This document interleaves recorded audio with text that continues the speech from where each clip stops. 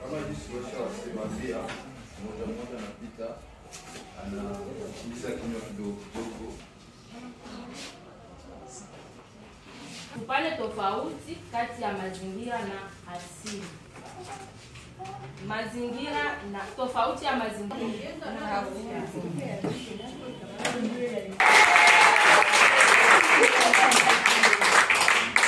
Leo ilikuwa activité ya échange na enseignement, ilikuwa atelier de formation kwa maman kuwaonesha quels sont les enjeux de l'environnement na gisi gani tutaprotéger ile environnement. Ubuntu iliorganize ile activité en partenariat na Femmes pour les femmes au Congo. Jo tukaona tukaangalia mazingira yetu iko hatarini.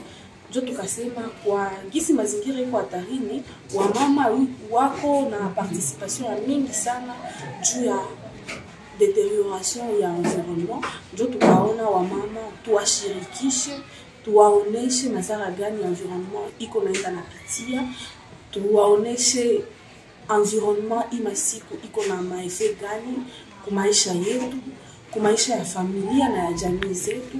Jo tukasema tuongee na wamama, sio kwamba wajui nini ndio environnement, sio kwamba wajui maefe za environnement, lakini tuwakumbushe ili kwamba tusisimue wamama juu ya ile environnement. Kisha sasa tutaingia mu activité principale, activité ya muhimu sana ya kupanda miti na kuendelea tena kunani kusisimua watu juu ya ulinzi wa mazingira. Environnement physique. Mfano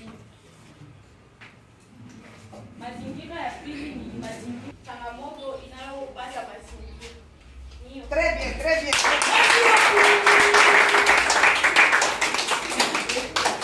Tulijifunza kuhusu juu ya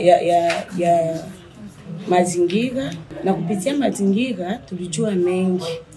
Juu walituonesha mtu anaweza ishi yae kumwingine na familia na wajirani na wengine. Kupitia mafunzo yenyewe banatupatia, tutaendelea kufunza na si wenzetu wa mama na kuwaonesha gisi walitufunza. Depuis tuko nikiwaza njoo yangu ya mara kwanza kusikia kwa hii mafunzo. Na ndio vile mimi nashukuru sana. Tuliishi katika mazingira lakini hatukujua faida ya mazingira.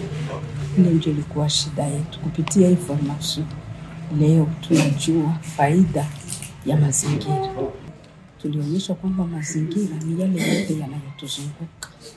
Hayo yanaitwa ni mazingira. Kupitia hayo tumepoteza vitu vingi.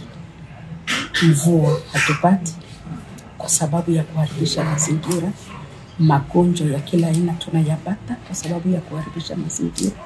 Hata samaki baharini tumeziua kwa sababu ya kutokujua kuchunga mazingira.